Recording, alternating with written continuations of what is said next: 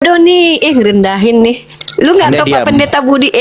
Anda diam dulu. Gua nggak terima seorang pendeta lu rendahin di sini. Lu kira Saya dia tidak bisa digiring? merendahkan. Saya tidak merendahkan. Anda jangan berpikir saya Pak merendahkan. Pendeta Budi Asal Saya ini udah bertahun-tahun lo diskusi lo. saya Dikira paham. bisa digiring.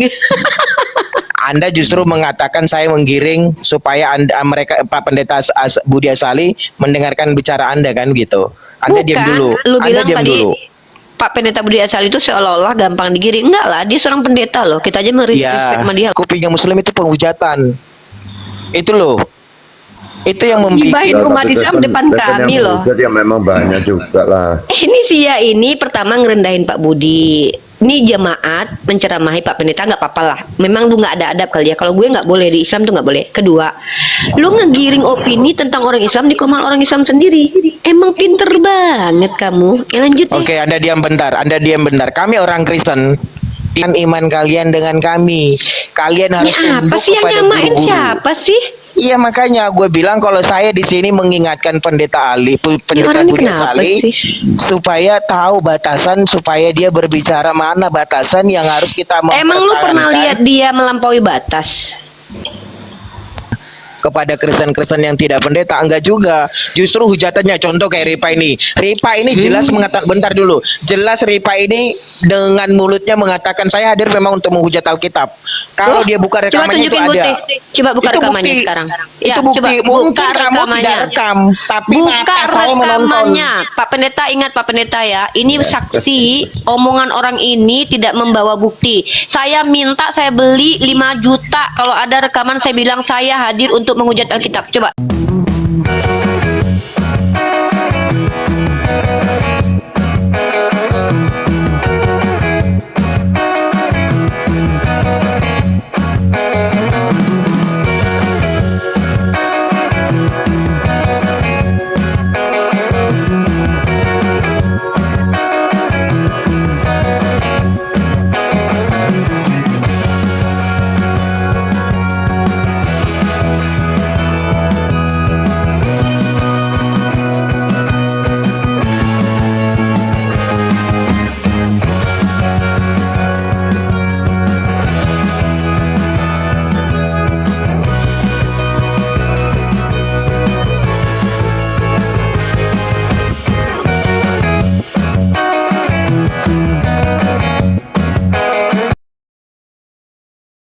Assalamualaikum warahmatullahi wabarakatuh. Bertemu lagi dengan channel Kristologi Muslim, channel yang akan memperlihatkan diskusi dan debat lintas agama.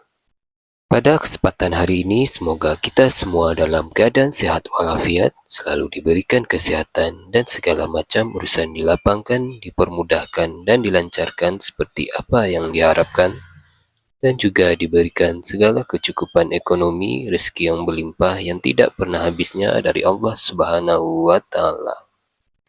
Di video kali ini masih seperti biasa, saya akan memperlihatkan diskusi dan debat lintas agama di mana nantinya pelaut Islam dan oknum Kristen akan saling bertanya dan menjelaskan agama masing-masing.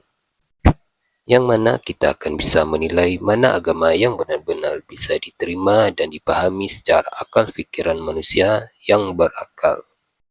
Di video ini kita akan melihat diskusi dan debat Uni Rifa, Ustadz Wafi, Bang Jibril, Ustadz Alif, Bang Daman, dan apologet Islam lain dengan Bapak Pendeta Budi Asali dan oknum Kristen, yang mana kita bisa mendapatkan ilmu dan pengetahuan tentang ajaran Islam dan ajaran Kristen di Rom Ustadz Wafi. Bagaimana berjalannya diskusi ini? Apakah akan berjalan tenang dan santun atau malah sebaliknya memanas? Di mana biasanya oknum Kristen jika tidak sanggup menjawab pertanyaan dan juga tidak terima ajaran dan isi kitabnya dibahas, mereka akan emosi dan marah bahkan sampai menghujat pribadi atau ajaran. Nah, daripada penasaran dengan diskusi dan debat ini, mari kita simak saja videonya sekarang. Aduh nih, ngerendahin nih. Lu nggak Anda tahu Pak diam. Pendeta Budi? Anda diam dulu. Gua nggak terima seorang pendeta lu rendahin di sini. Lu kira Saya dia tidak bisa digiring?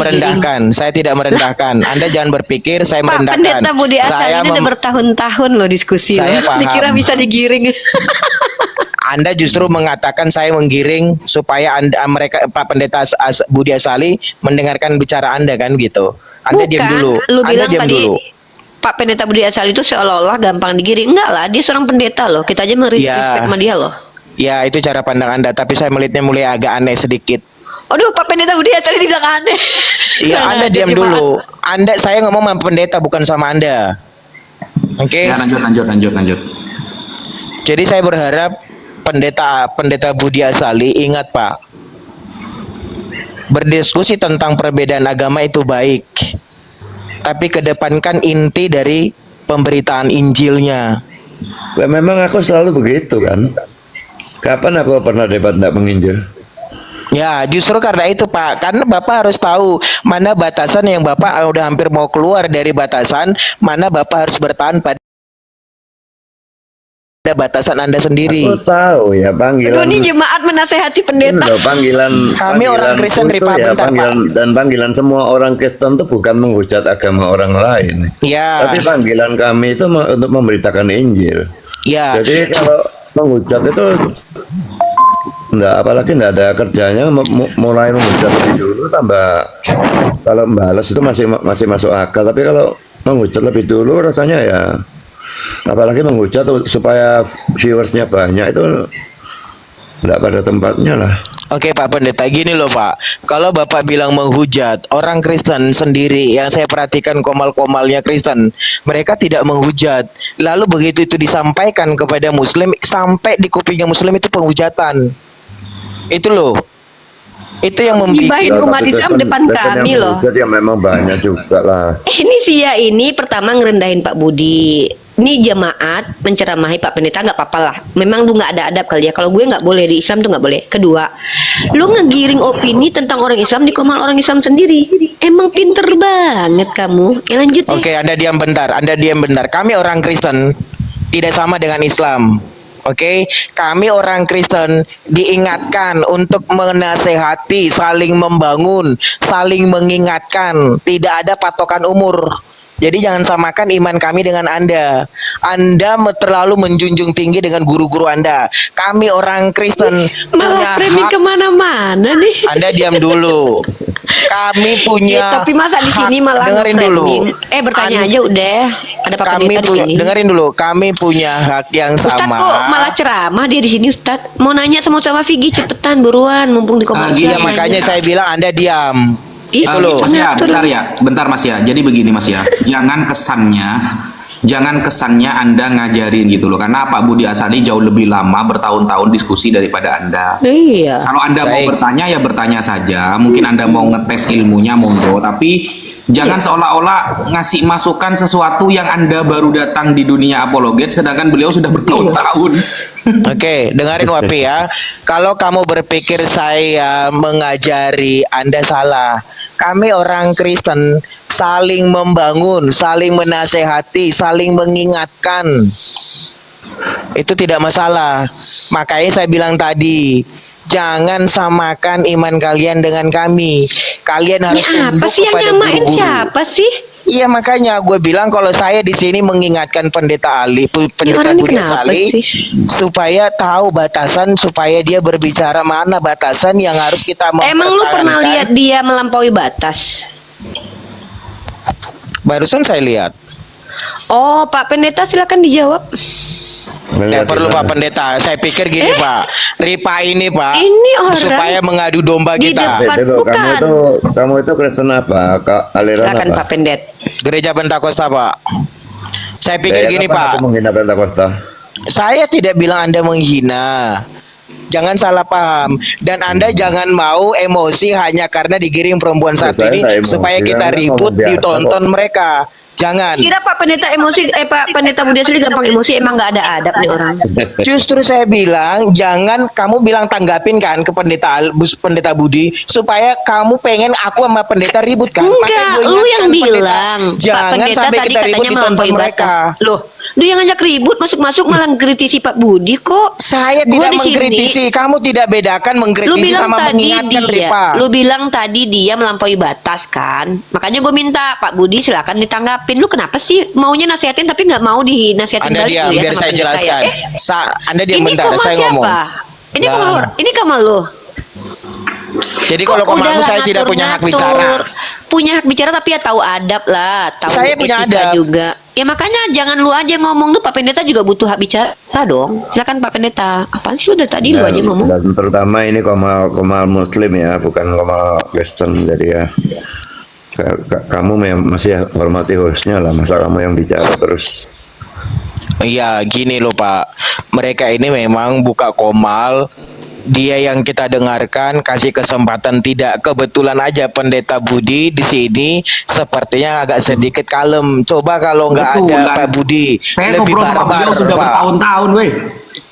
Loh, saya tahu loh Sama Ripa Pak ini kalau Pendeta ini ngomong lama-lama. nggak kasih kesempatan Bu, orang tanya, ngomong. Pak Budi Asali waktu diskusi sama saya nggak saya kasih kesempatan bicara Pak? Silakan Pak. Kalau teman-teman Kristen nih kayak Pak Budi Asali yang naik ke Islam, yang naik ke komal kita, beliau Aman mau kita. ngomong 15 menit pun saya kasih. Iya. Silakan Oke. Pak Pendeta Budi sampaikan sama ya ini kita kalau debat Pak Pendeta saya izin bicara nggak? Silakan Pak. Fitnah dia Pak. Kak mau coba di Lu pikir kita nggak Gini, pernah Mas, diskusi ya. sama Pak Pendeta? Gini Mas ya, jadi contoh nih ya, kayak Bapak Pendeta siapa yang nyuruh Valen baca Ibrani itu nih, siapa? Yang Valen nggak bisa? Pak Esra Soru ya. Strasoru. Nah, Itu murid- kayak murid Bapak saya. Pendeta Strasoru. Heeh. Pernahkah kita adu fisik, adu argumen sampai panas sama Pak Nggak Pendeta ada. Strasoru? Nggak ada. Kami punya Kalau prinsip yang yang naik sama. modal- Dia kan murid saya, Nah, punya prinsip yang sama. Kami tidak Pak mau Budi menghujat, Asali yang tapi naik. kami misinya Contoh itu nih. penghiburan. Betul, kayak Pak Bambang Nursena misalnya naik ke komal saya, Pak Budi Asali, Pak Esra Soro yang naik. Beliau mau menjelaskan 15 menit pun, saya persilahkan, tidak usah timer karena saya tahu beliau pasti pakai data kalau ngomong. Toh sekalipun nanti saya tidak setuju, ya saya akan membantah setelah beliau ngomong dan tidak akan ada narasi-narasi yang nggak enak dari kita, nggak mungkin karena beliau sudah pakai data, beliau jelas-jelas sekolahnya jelas dan punya jamaah, apalagi ditokohkan, ya jelas kita pindah lah, nggak mungkin kita kayak serampangan lawan kayak kamu ya. Iya. Baik, sebentar. Jadi kalau kamu bilang mungkin kamu buka komal begitu Wafi menghadapi para pendeta, mungkin bisa jadi karena saya tidak tonton. Pertama, kedua, apa komal Islam punya cara yang sama kepada Kristen-Kristen yang tidak pendeta? Enggak juga. Justru hujatannya contoh kayak Ripa ini. Ripa ini jelas mengatakan, bentar dulu. Jelas Ripa ini dengan mulutnya mengatakan saya hadir memang untuk menghujat Alkitab. Kalau Wah, dia buka coba rekamannya itu tunjukin ada. bukti. Coba buka Itu rekamannya bukti. sekarang. Itu Ya, bukti. coba Mungkin buka kamu rekamannya. tidak rekam, tapi Buka mata saya menonton. rekamannya, Pak Pendeta. Ingat Pak Pendeta ya, ini saksi omongan orang ini tidak membawa bukti. Saya minta, saya beli 5 juta. Kalau ada rekaman saya bilang saya hadir untuk menghujat Alkitab. Coba tunjukin Oke, data. Anda diam biar saya jawab. Mungkin kalimat itu Anda No. Saya minta data. Jangan pakai mungkin. Lu kira apaan? Ini nih kalau orang ngomong kalau berdasarkan kebencian. Kenapa lu berbeda kita perlakukan dengan pendeta? Sifat lu kayak gini tidak dimiliki sama pendeta. Pak Pendeta Budi Asali nggak pernah nyerang pribadi kayak lu.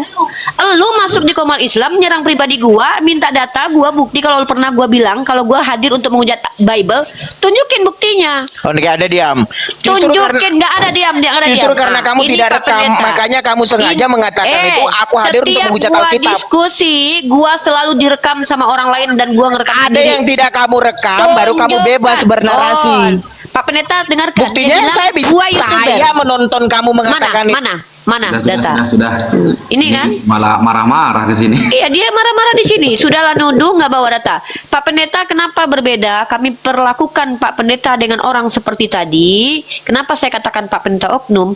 Rata-rata jemaat awam Pak Pendeta naik ke komal Islam itu berdasarkan emosi dan kebencian. Coba, saya itu kalau diskusi Pak Pendeta, yang melahirkan saya itu kadang 10 channel loh. Kalau memang saya pernah mengatakan saya hadir untuk menghujat Bible, saya beli 5 juta. Tolong Bahkan putarkan kemarin, videonya. unik ya, bahkan kemarin ada umat Islam yang nginjek Bible yang laporin polisi kita. Kita Kita yang bahkan laporin kita polisi. Pak, ini contoh ya Pak ya, ada orang Kristen bawa penyesatan ke Kristen, maksudnya tidak sesuai dengan iman Calvinis. Bahkan saya jelasin tuh, Calvinis begini, kalau universal begini, satu lagi Armenian begini, Armenian. atau misalnya Tritunggal begini, Oneness begini. Kalau ada yang kayak siapa namanya si Rasmi itu, dia bilang si Rasmi nih Pak, dia bilang kalau Hagar itu dihamili sama malaikat Tuhan, itu kan tidak pernah di apa dijadikan doktrin oleh umat Kristen. Tapi tiba-tiba ada saya marah itu. Kenapa? Karena mereka keluar dari doktrin mainstream kekristenan. Justru saya nunjukin kayak dulu Mikana, kamu oneness Mikana, saya diturunin. Ternyata terbukti kan Mikana bukan Tritunggal. Honest ya.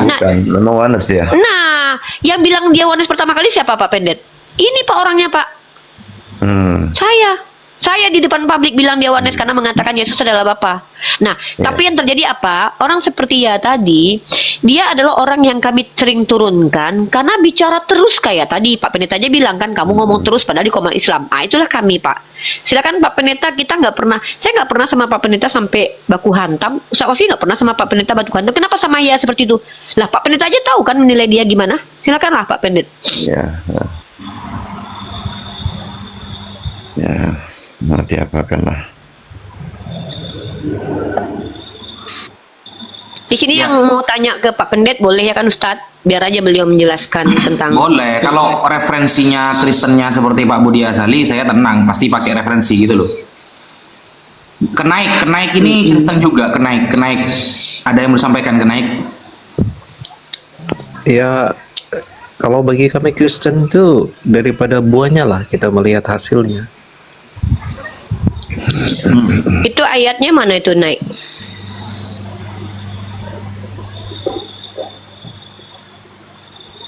Ayatnya? Iya. Matius 7 ya. Aku harus Kamu bawa cari enggak? lagi, ya. Kamu bawa Matius 7 enggak? Tentang penyesat itu, tentang nabi palsu, benar kan Pak Pendeta? Untuk membuktikan dia penyesat atau tidak, maka lihat dari buahnya. Benar nggak? Aku Pak Pendeta aja deh yang ngejelasin. Soalnya aku tahu itu ayat itu.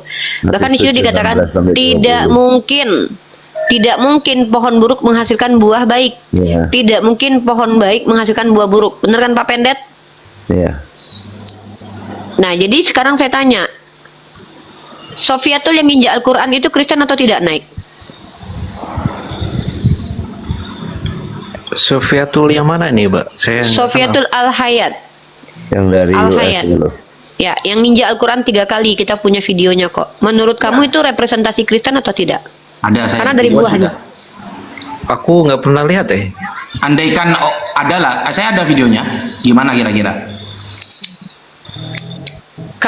Kalau menurut Anda representasi Kristen yang baik itu dilihat dari buah perbuatannya, bagaimana pendapat kalian wahai umat Kristen? Sofiatul menginjak Al-Quran kami. Apakah itu adalah representasi kekristenan? Silakan saja kalian jawab. Kalau kami umat biasa ini mengikut ajaran-ajaran bapak-bapak gereja itu ya kami menghargai pendapat ataupun keyakinan orang lain. Kami nggak bisa memaksa. Nah, tapi itu terjadi my brother. Contoh, Sofiatul itu adalah salah satu apologet perempuan yang sangat banyak diminati oleh umat Kristen. Saya bahkan mendapatkan kabar karena saya tidak sanggup lihat Ustadz Wafi debat sama dia, bukan karena saya tidak sanggup melihat Ustadz Wafi debat sama dia, bukan. Saya tidak sanggup melihat komentar netizen dari Kristen. Astagfirullahalazim. Kenal tidak dengan Nabi Muhammad, tapi kebencian terhadap Nabi Muhammad betul-betul nampak jelas.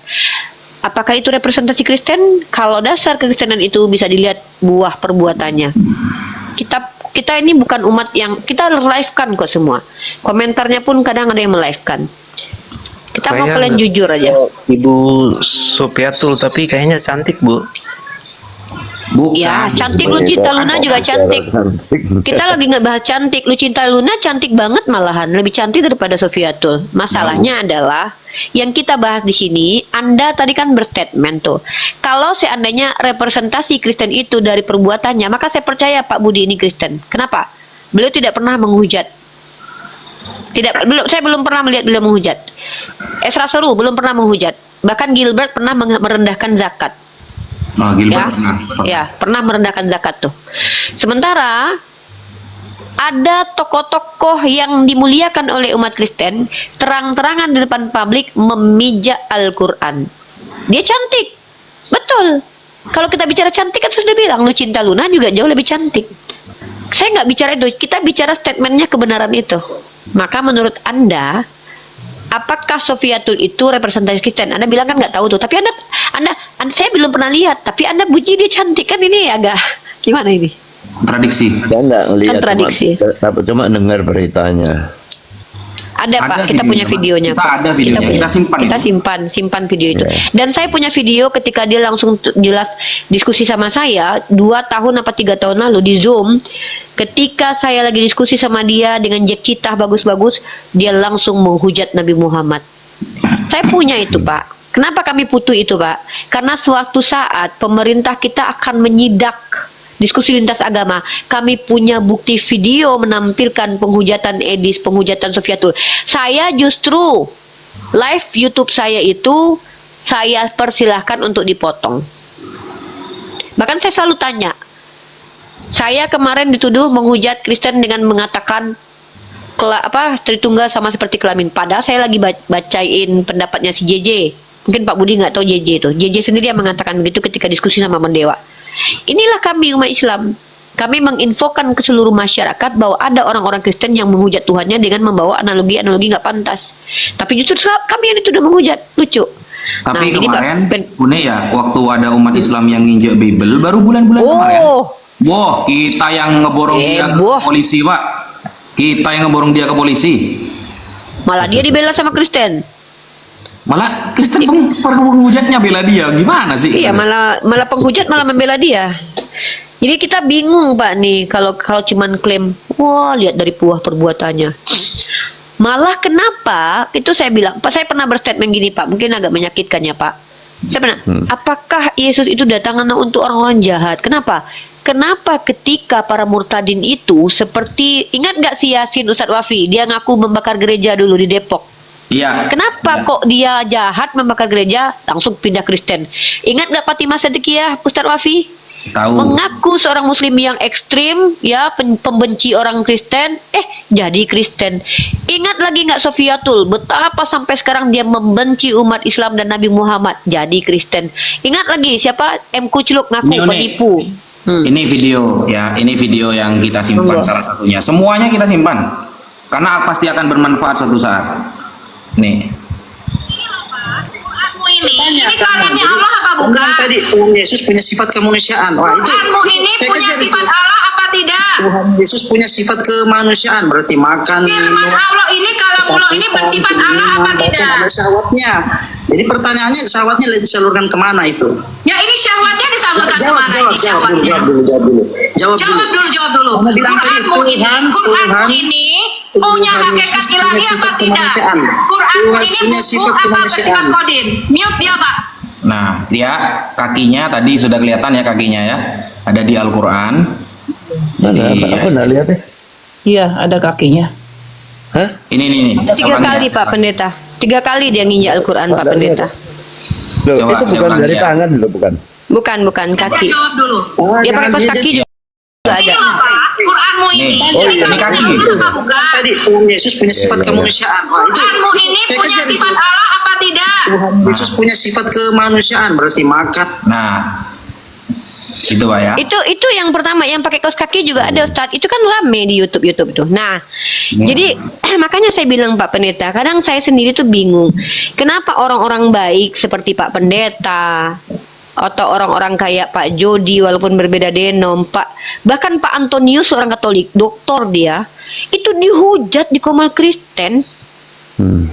Kaget saya. Tapi Kenapa? kalau Katolik sama Protestan tuh memang saling hujat memang ya. Tapi Katoliknya yang mulai duluan itu Pak, yang Romo Pates Alergo itu loh. Ya kalau Romo Patris dia Ya. beda. Enggak, kita bicara Itu- Antonius. Pak Antonius itu bukan penghujat. Pak Antonius itu nggak pernah dia masuk karena perdebatan yang hebat. Justru dia berbagi informasi. Lalu Saya di menghormati KC beliau dan justru sebagainya itu. tuh tukang hujat juga. Jadi ya akhirnya ya kami balas hujat. Jadi itu Pak, maksud kami itu gini loh. Kalau kita bicara bahwa iman yang benar itu dilihat dari buah perbuatannya, saya bingung sampai detik ini. Saya masih menunggu ada satu saja umat Kristen naik ke Komal Ustadz Wafi, naik ke Komal saya, naik ke Komal Ustadz Arif. Bukakan video, saya pernah menghujat. Jangan memotong video yang adalah reaksi dari komparasi. Contohnya ya tadi tuh. Saya nih hidup masih ingat dengan apa yang saya ucapkan loh. Masa iya saya bilang saya hidup untuk menghujat Alkitab? Alkitab itu nama Al-Quran. Masa saya bilang begitu? Tipuan jahat sekali loh. Di depan saya aja berani berbohong loh. Kayak gitu, astagfirullahaladzim. Makanya saya bilang, orang seperti ya tadi sok-sok nasehatin Pak Budi yang jelas-jelas beda akhlak dan beda ilmunya. Kan lucu. Silakan lanjut Pak Pendet. Ada Bunda Baby di Ustaz. Kalau apa Bunda Baby ini aman. Assalamualaikum Banjir. Waalaikumsalam Uni, Afwan. Waalaikumsalam Bunda Baby. Wah, ada Bang Jibril. Masya Allah. Kita dapat wahyu kayaknya selain ini. Bang Jibril asli bukan? Asli Bang Mana Jibril. coba? Bang, Uni Rifa, Iya. maksud aku gini loh, mereka itu nggak malu ya, ini nggak malu banget. Nggak ada suaranya Bang Jib. Iya. Habis melakukan sesuatu kayak contohnya kayaknya si Sopikatul pesundal gitu, terus lari keluar gitu loh. Jadi Iya. mestinya mereka tuh harus gimana ya? Ini gue berani loh kayak gini, tapi ada di Indonesia gitu, lu berani nggak gitu loh? Ini beneran Bang Jibril nggak sih? iya Ini Bang Jibril itu. Itu kan ada suaranya dia. Lagi makan bakwan ya, lagi sahur. Denjo ini Kristen atau Muslim Denjo?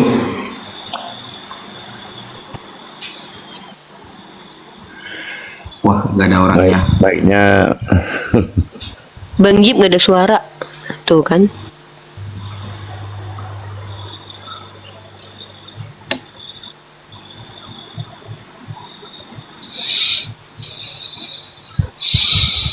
Bang Jibril itu pengikutnya 21.000 itu. Oh, mungkin lagi nggak pakai soundcard kali. Bunyi ini Kristen Muslim? Shalom Pak Budi. dalam Oh, Kristen. Ya, aku Ya, mau ada yang tanya mau ke sampaikan, Rifa. Ya boleh Bu Nyi mau tanya apa? Kalau tadi Rifa menolak dengan kata-kata menggiring, sekarang aku tanya, apa juga pentingnya untuk Rifa pencitraan di depan Pak Budi? Nggak penting, Pak Budi udah kenal saya kok. Pak Budi udah kenal saya bertahun-tahun padahal. Ngapain saya mencitrakan diri ke dia? Dia tahu saya kok. Dia tahu kalau saya keras kepada orang-orang Kristen yang menyerang agama saya. Dia tahu saya sangat lembut dan baik hati kepada orang Kristen yang tidak menyerang agama saya. Tanya aja sama dia. Assalamualaikum warahmatullahi wabarakatuh. Waalaikumsalam warahmatullahi wabarakatuh. Legar suaranya. Enggak, tadi Ustadz izin tunjukin lagi videonya, tapi ada bagian karena ada yang komen itu bukan kaki, itu ini, itu. Boleh Ustadz? Ya, kelihatannya lanjut. memang cuma kelihatan kecil, soalnya kelihatan sedikit. Oh, nah. Izin beri salam. Assalamualaikum warahmatullahi wabarakatuh. Waalaikumsalam. Waalaikumsalam warahmatullahi wabarakatuh. Ini gede nih, bisa di sini, bisa di situ, bisa di sini juga. Ini kita bisa gede-gedean nih. Nah, di sini Pak. Nah, ini kita putar ya. Ini saya zoom lagi. Diputar. Masa dibuang? Ya, dan dia mengalami kodrat manusia. Jawab Pak. Ini Quran ini di depan saya. Quran ini firman-Nya Allah apa bukan? Lihat nih. Saya tanya dulu, kamu tahu artinya Quranmu ini, Quranmu ini loh Pak. Quranmu ini kalamullah, kodim kekal, bersifat kekal apa tidak? Jawab. Kemarin debat sama Bang Zuma, ini juga Al-Quran yang dia pegang warna hijau. Debat sama saya juga sama. Ya, diangkat juga ini. Saya tanya, kamu tahu artinya kodim? Jawab. Saya jelek banget Coba, tangannya Jib. kalau Bang Jib. kayak gitu ya. Ini di bawah nih si Hamarbun JL itu jari tangan. Jelek banget. Tadi yang pertama itu jempol. jari tangan memang. Waduh, nih saya ulang deh Pak. Ada kan pertamanya kan memang ada Yang pertama jari kayak tangan kan? ya, kayak Enggak, tangan. yang pertama nih, yang ini masa kayak Oh, ini tangan Pak. kaki. Itu jari, kaki. Quranmu ini. Jari kaki, kalamnya ini jari Allah tangan. apa bukan? Tadi Tuhan Yesus punya sifat kemanusiaan. Wah, itu Quranmu ini punya sifat Allah apa Nah, tidak? itu Tuhan tangan. Yesus punya Tangan sebelah kanan. Ini kaki, ini tangan di sini. Iya, Habis itu dia tutup, habis itu diinjak. Tuh. iya. Masa tangan segede-gede donat? Kan nggak mungkin. Tapi pokoknya Kristen banget lah kelakuannya. Lanjut, Ustaz. Tapi nggak bisa ditangkap karena dia di luar negeri. Masalahnya adalah kenapa selalu begitu Pak? Coba Pak Pendeta kita buktikan ya. Taipuddin Ibrahim kabur ke luar negeri mengatakan bahwa Al-Quran harus gini. Dewi Bulan penghujatan di Komalnya. Si Sopikatul ke luar negeri lagi, si Metatron ke luar negeri lagi. Maksudnya gini loh, apa sih salahnya kayak Pak Pendeta, kayak Pak Esra Soru, kayak si MY. Bahkan saya lebih respect sama MYM loh. MYM itu walaupun nyebelin ya, bener loh Pak Budi, saya masih suka sama dia kalau masih lihat, karena dia masih membela iman, bukan menghujat gitu. Iya. Cuma dia temperamen. Iya, dia temperamen. Sama kayak saya lah, saya juga temperamen manusiawi. Gitu sih Pak. Jadi Kalau bunyi saya dalam debat, ini bunyi nih nggak mungkin mau ya temperamennya naik ya. Kalau naik bahaya sih. emosinya, otaknya ngedrop malah. Ya nggak bagus sih buat kesehatan juga. Iya. Iya serius. Nah tapi bisa masalahnya mikir kebanyakan jadinya. teman-teman Kristen yang diskusi di depan kami itu banyak bikin emosi. Contoh ya, saya minta Pak Budi jujur deh. Menurut Pak Budi sifat ia tadi seperti apa? Silakan dijawab aja. Kita nggak jelekin dong. Tapi maksudnya Sifat siapa? itulah Pak. Si ya tadi yang ngajarin Pak Budi tadi. Itu kan nyebelin banget, bikin saya emosi tuh Pak. Ya gimana nggak kita turunin, ngomong aja nggak berhenti. Ini yang tadi sore nih. Gimana nggak kita turun? Oh. Kalau Bapak bisa bahasa Inggris paham dong artinya apa. Habis itu nih. Iya. Waduh. Ini tadi sore nih jam 4 ya, Ustadz, yang Iya. saya kirim di grup. Nah kalau lihatlah buah perbuatan gitu ya, itulah perbuatannya tuh, benci banget sama Islam. Di negara yang mayoritasnya Islam loh. Iya, gimana kami minoritas Pak? Ya Allah, nggak kebayang Pak kalau kami minoritas. Kalau Kristennya kayak Pak Budi Azali semua mah keren lah, kami mah merasa aman lah, nggak ada yang gangguin. Tapi kalau kayak Coba Sofiatul, Coba perhatikan Pak ya. Ini kita flashback ke kita mundur ke belakang sedikit. Rata-rata,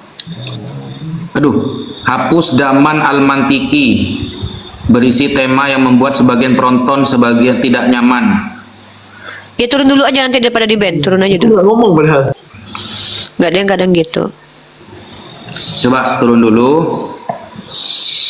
Nah, jadi kita kalau lihat ke belakang Pak Budi, ternyata dakwah mengajak orang lain masuk ke agama, mau Islam ataupun Kristen, rata-rata itu bukan dakwah verbal yang sukses. Dakwah verbal itu hanya 20% loh. Nabi Muhammad, kalau kita lihat di dalam semua hadis, jarang beliau itu banyak ngoceh di depan jamaah kayak ceramah, itu jarang. Lebih banyak ke praktek. Makanya dakwah verbal itu sebenarnya mungkin 20 atau nggak sampai 20% kesuksesannya. Tapi ketika misalnya Yesus, kalau kita anggap sama beliau Nabi Isa, ya saya wajib memuliakan beliau. Yesus itu tidak pernah dakwah verbal terlalu panjang-panjang itu. Saya baca Yesus tuh jarang dakwahnya pakai verbal. Dia tuh pakai praktek langsung praktek, sehingga wajar banyak yang ikut. Nabi Muhammad pakai verbal jarang. Tapi setelah umat Islam banyak, setelah pengikutnya banyak, barulah beliau akan banyak ngobrol untuk memantapkan, kan seperti itu. Sehingga kalau verbal itu sangat menguntungkan misalnya, nggak ada buktinya nggak ada. Sampai detik ini dakwah verbal itu hanya 20% saja. Tapi Ya, aku tanya ya ke Wafi ya, aku tanya ya. Saya itu baru aja kemarin ngikutin Edis TV. Nah, pada saat itu judulnya apa itu? Tuhan Yesus melakukan banyak mujizat. Ciri-ciri kenabian.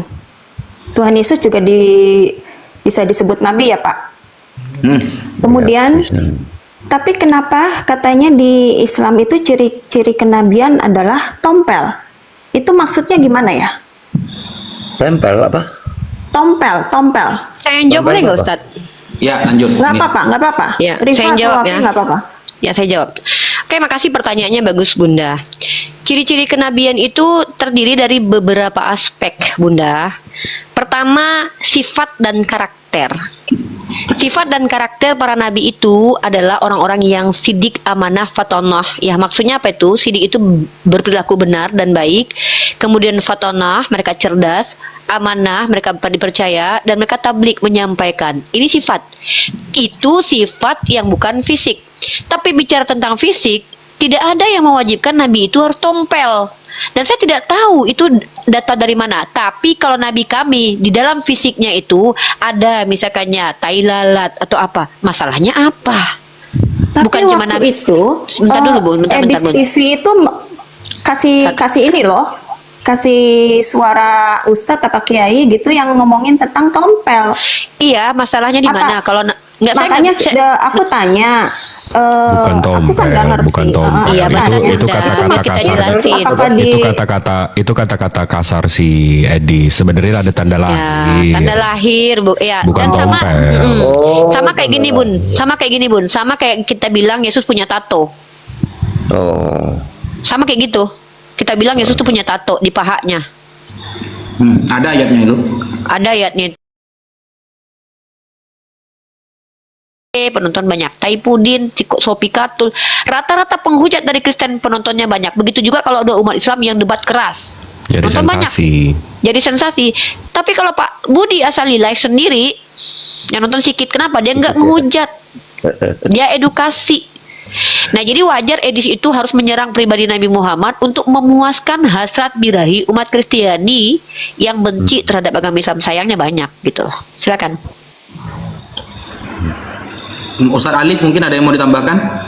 Daman dikit boleh nggak? Ya, lanjut. Assalamualaikum warahmatullahi wabarakatuh. Waalaikumsalam. Waalaikumsalam. Nggak akan sedikit kalau daman sih. Nggak, dikit aja. Silakan. Kebenaran sejati yang harus kita tahu, kebenaran postulat itu berada di atas dalil. Apa itu kebenaran postulat? Adalah pernyataan yang diterima sebagai kebenaran tanpa memerlukan bukti atau pembuktian. Contoh, ketika menyebutkan api itu panas tanpa harus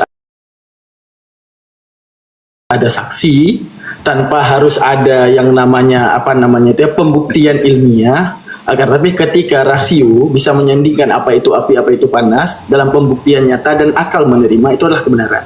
Jadi Nah, itu batas dikit tuh, itu batas dikit. Dikit ya, tuh. sekarang dalil lagi dari ulama mantik siap. sekarang. Ulama mantik sekarang.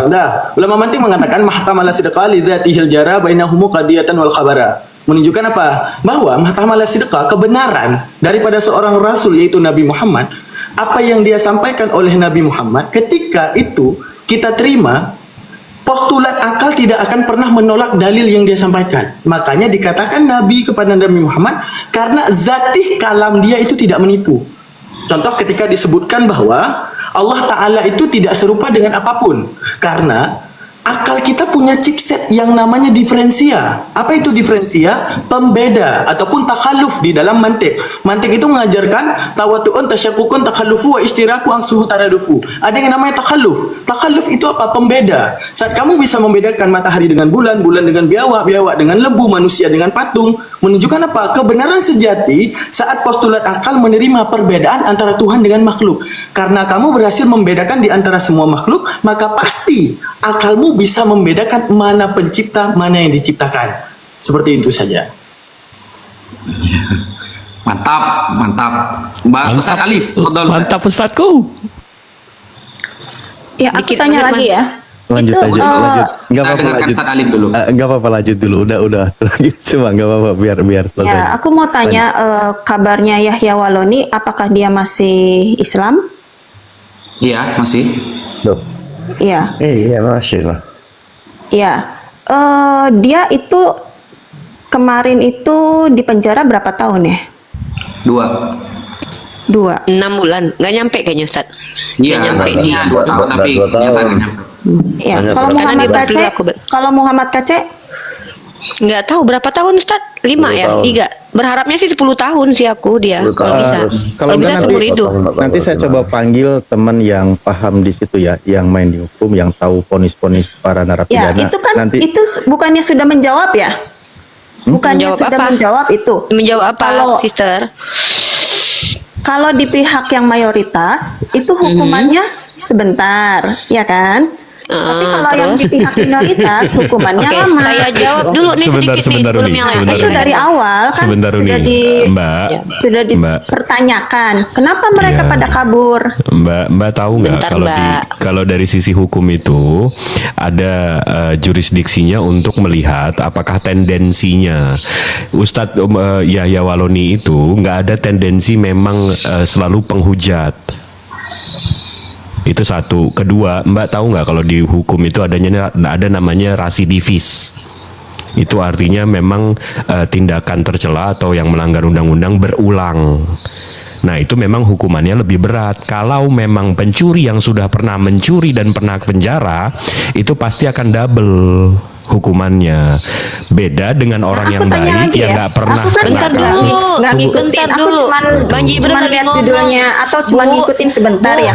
Bukannya Bu, Rifa ini Bu. udah dilaporin Udah ini juga cocok ya? sama Uni aja deh. Iya, ibu itu nggak ada Rifa, adab. Rifa ini Ibu bukannya nggak udah ada adab. dilaporin juga kan? Ibu percuma mewakili Kristen. Ibu sendiri nunjukin nggak ada adab. Bang Jibril lagi ngomong, ibu potong. Apa nggak kurang ajar itu? Pak Pendeta Budi Asali dari tadi disuruh bicara baru bicara. Kalau nggak dia diam. Ibu kurang ajar Nah, sekali. makanya tadi aku bilang, Bang Jibril kenapa Rifa ngomong harus aja. pencitraan di depan Pak Budi? Apa pentingnya Buat apa? Rifa pencitraan di depan Sejak Pak Budi? kapan saya pencitraan? Karena setahu aku, roomnya Setahu kalau ibu nggak ada apa? Pak Budi ini sama saja roomnya. Loh, Bu, kalau ngomong tuh pakai data. Saling Satu. menghujat sama saja. Bu tunjukin saya menghujat Kristen tuh di mana? Satu. Yang kedua, Ibu kurang ajar. Bang Jibril lagi bicara. Ini komal Islam loh padahal. Kalian itu ya, mohon maaf, Pak Budi, mohon maaf ya. Rata-rata orang Kristen yang naik ke sini dihargai, didiamkan, ngelunjak. Bang Jibril lagi ngomong loh tadi loh. Dipotong sama dia. Dipotong, bayangkan. Padahal dia lagi nanya, dijawab sama Bang Jibril. Apa nggak kurang ajar itu, Bu? Ibu mohon maaf nih, ibu seolah-olah nunjukin ibu nggak pernah belajar adab. Saya ibu benci saya pribadi nggak apa-apa, karena saya tahu siapa yang saya lawan. Ya, Bang Jibril, lanjut Bang Jibril. Selesaikan dulu orang ngomong. Komal Islam loh ini loh. Iya, lain cerita dengan orang yang memang taat hukum, makanya ada selalu kalau kita tahu ada surat namanya berkelakuan baik. Kalau orang-orang yang berkelakuan baik, abis itu terpeleset kena satu kasus, itu hukumannya nggak seberat rasidivis atau orang yang tendensinya memang berulang melakukan kesalahan berulang. Makanya yang Yahya Waloni itu lebih rendah. Itu nggak ada korelasinya dengan mayoritas dan minoritas. Karena kalau ibu tahu sekarang di kepolisian juga banyak yang bukan lebih banyak tapi udah hampir seimbang yang non muslim dan muslim. Itu ibu bisa cek langsung. Itu sih. Nah, aduh aku turun dulu Ustaz, aku dilaporkan ntar. Duh. Dan maaf kalau dilihat dari kalau nggak ada Pak Budi Asali, ibu bisa lihat nih kalau kita pakai matematik aja ya, Pak Budi Asali ini followernya 3.000. Ustadz kita di sini followernya 169.000. Jadi ada nggak ada ibu, nggak ada korelasinya di sini.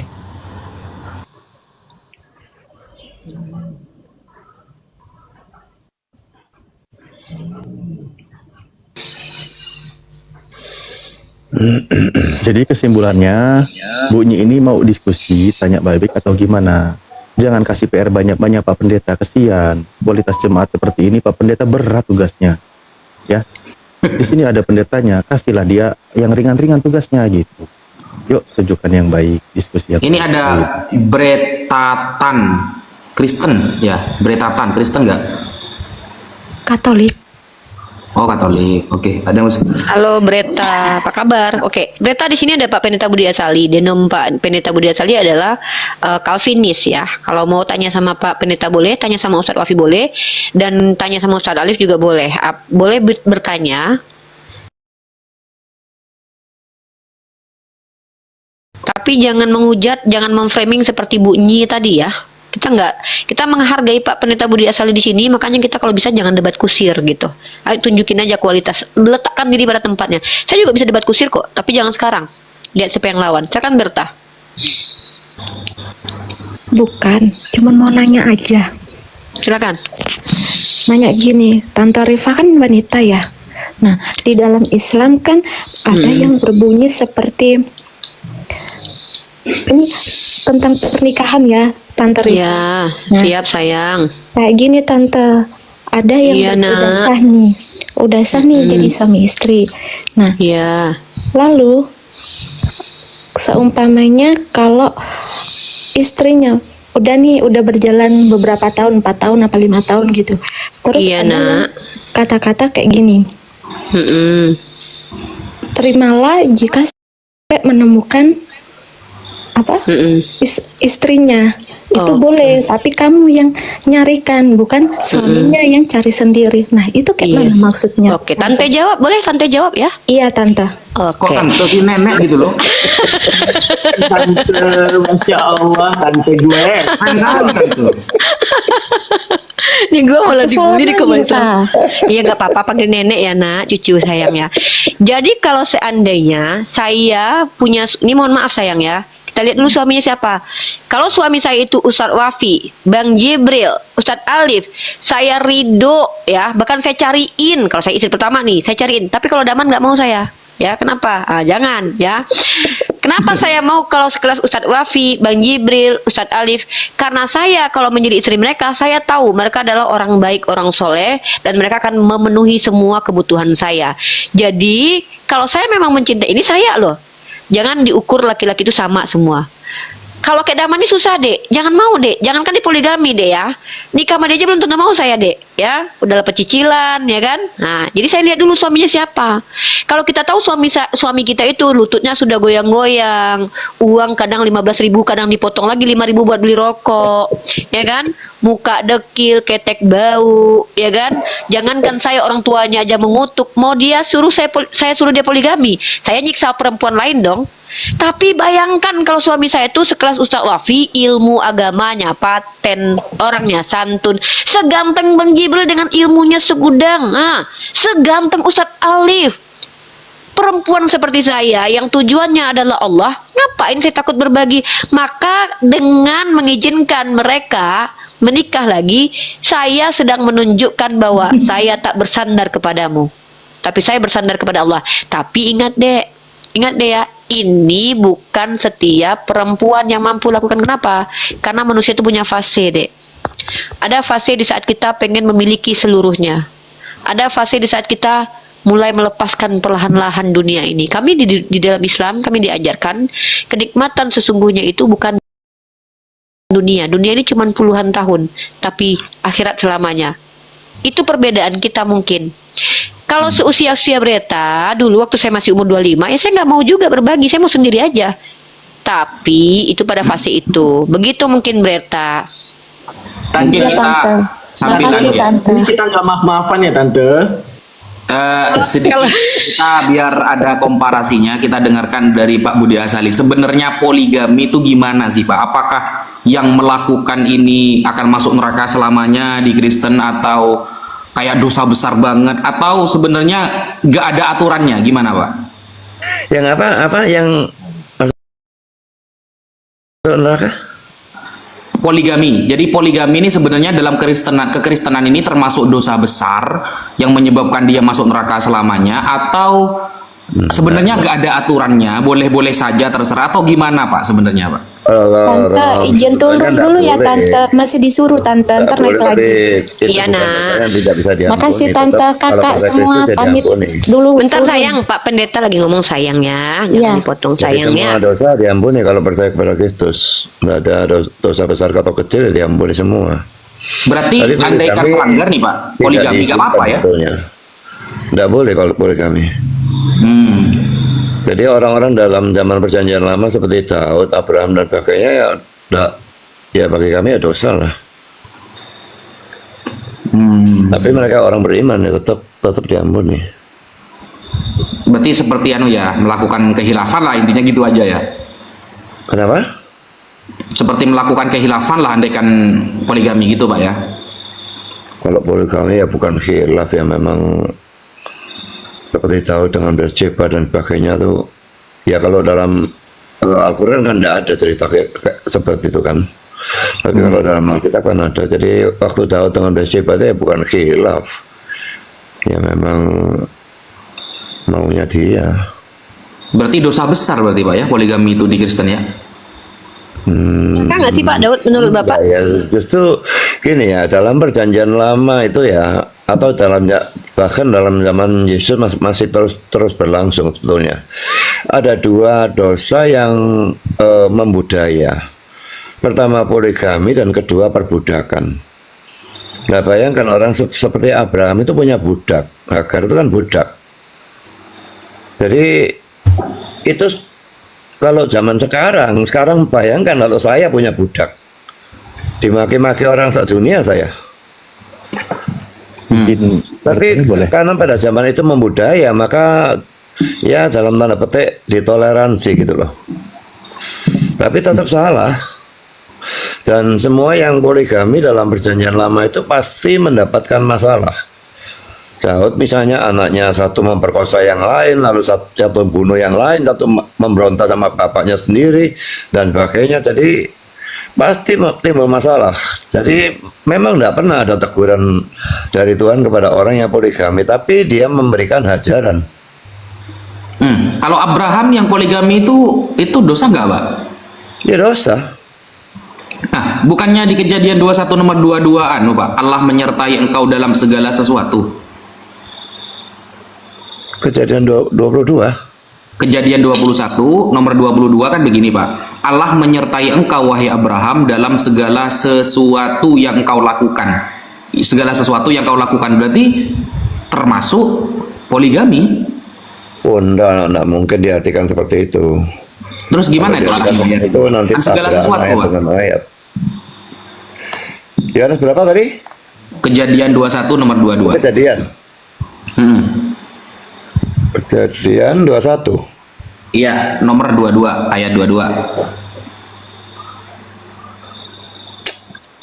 Aduh.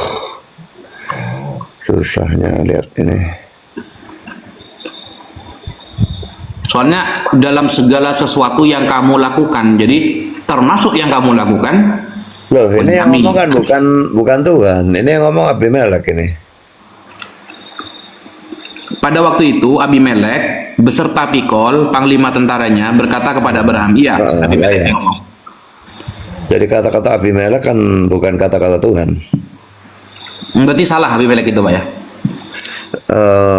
Ya itu kayak semacam gimana ya, Allah menyertai engkau itu kan seperti wish gitu deh, seperti harapan gitu loh. Jadi ya kayak kalau orang Kristen ngomong God bless you dan sebagainya, seperti itulah. Nah berarti bahwa semua tindakan dia itu diberkati Tuhan, tapi itu keinginan kita supaya dia diberkati Tuhan, maka kita ucapkan God bless you gitulah. Tapi tidak berarti semua tindakannya diberkati. Dan tindakan dia menikahi Hagar itu kan diusulkan oleh Sarai sendiri, tapi itu salah juga. Jadi baik Sarai maupun Abrahamnya salah.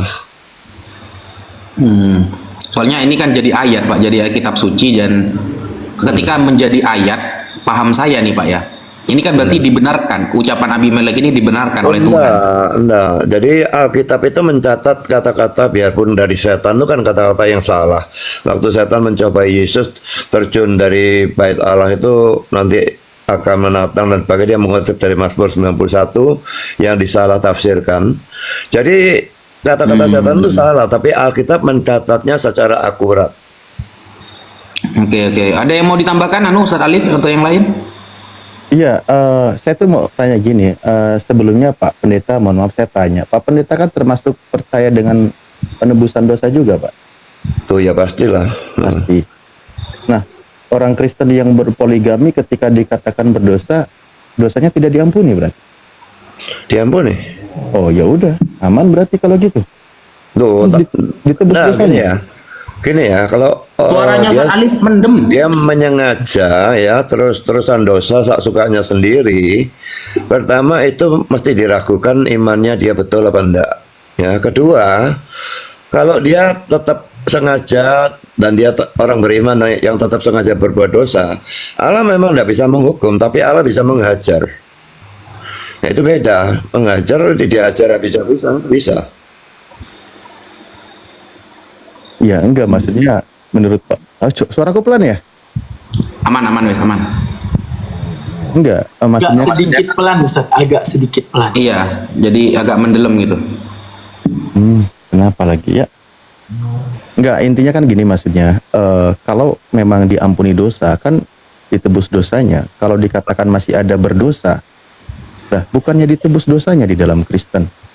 Loh, Kenapa dikatakan tebus poligami dosa itu enggak berarti kita lalu enggak berbuat dosa lagi. Saya terus berbuat dosa sampai saya mati tetap berbuat dosa. Tapi semua dosa-dosa itu sudah dibayar oleh Yesus. Jadi tidak ada yang harus saya bayar sendiri. Nah, tadi yang poligami katanya ya aman berarti. Makanya seperti Daud itu bukan poligami, dosa. Tapi karena dia orang percaya, saya yakin dia masuk surga. Ya aman berarti. Iya. Ya udah gitu aja sih. Sedikit konteks si Pak Budi mengatakan yakin secara Pak Budi yakini, secara subjektif Pak Budi, ataupun memang ajaran Kristen sesuai dengan semua dalilnya meyakini bahwa Daud itu di surga gitu. Itu kira-kira gimana pendapat pribadi atau memang keimanan Kristen seperti itu Pak Budi? Silakan. Saya kira semua orang Kristen percaya Daud masuk surga ya. Ya, mungkin ada yang mau ditambahkan teman Kristen yang lain? Ada kesaksian ada Mas Oki di sini, ada Ibrani. Salam Pak Pendeta. Selamat malam. Ya, salam. Ada suaranya kecil, weh. Mas Oki. Selamat malam Pak Ustadz Habib, Pak Ustadz Alif, kakakku Uni Riva. Selamat malam, luar biasa teman-teman yang lain. Selamat malam. Ya, jadi sebenarnya sih kalau saya menambahkan kurang. Iya, maksudnya ada Alkitab, ada sampai ngomong. Ya udah Pak. Nanti dulu. Ibrani dulu boleh lah. Ibrani nanti dulu. Ibrani nanti dulu. Ya gantian dulu ya Ibrani. Biar Bang Ibrani dulu. Ya sebenarnya kalau menambahkan apa yang disampaikan Pak Pendeta Budi Asali, ya saya tidak punya kapasitas untuk menambahkan karena kan beliau ini jauh lebih inilah ilmunya dibandingkan saya. Cuma saya mau menambahkan ya, kalau bicara dosa, poligami itu dosa di dalam ajaran Kristen kan jelas sekali di dalam Matius 19 ayat 4 sampai 6, Efesus 5 ayat yang ke-31 ya. Kalau poligami itu sesuatu yang dosa, tapi di luar itu pengampunan dan pertobatan itu kan ketika kita yang melakukan kesalahan kita mengampun dan meminta pertobatan kepada Tuhan, ya, kita punya Tuhan itu yang mengampuni di dalam 1 Yohanes 1 ayat 9, Lukas 15 ayat 11 sampai dengan 32. Itu mungkin mau menambahkan. Tapi Mas Oki, kalau memang dosa ya, kenapa justru ada aturannya gitu loh? Kayak contoh nih Mas Oki ya, di Ulangan 21 nomor 16 di sana kan dikatakan begini. Maka pada waktu ia membagi warisan harta kepunyaannya kepada anak-anaknya itu, tidaklah boleh ia memberikan bagian anak sulung kepada anak dari istri yang dicintai, merugikan anak dari istri yang tidak dicintai. Jadi ada hukum waris yang dibahas di dalam Ulangan itu tentang pembagian waris ketika orang itu istrinya lebih satu. Nah, kalau memang sudah dosa, kenapa masih ada aturannya gitu loh? Paham gak sih? Iya, jadi itu in case Tuhan takkan tahu pasti itu terjadi, biarpun dilarang pasti terjadi, dan dalam kasus terjadi poligami maka diberikan hukum itu. Tapi hukum itu tidak mengizinkan poligami. Tapi Tuhan tahu pasti terjadi, makanya dikasih hukum. Pada kasus poligami tetap anak sulung dari istri yang tidak dicintai itu ya tetap harus yang diberikan warisan. Biasanya kan anak sulung dapat double kan. Jadi kalau misalnya anaknya 5 dibagi 6, anak sulung dapat 2 bagian gitu loh. Yang lain semua 1 bagian. Itu cara mereka bagi warisan. Soalnya gini Pak, yang saya tahu Pak ya, ketika larangan itu kan tidak pernah kan di Bible itu ada dosa yang ketika pasti Tuhan sudah tahu nih semua akan berdosa dari berbagai macam dosanya itu. Tetapi setelah melakukan dosa itu ada aturan dari Tuhan. Jadi cara dosanya begini nih. Kalau sudah terlanjur kamu berdosa begini, maka begini. Itu kan tidak ada gitu loh. Contoh misalnya naudzubillah berzina. Kamu kalau ketika berzina, maka minimal mata kamu jangan melihat kepada yang perempuan misalnya. Ada aturan. Dosa yang diatur kan nggak masuk akal lah gitu loh.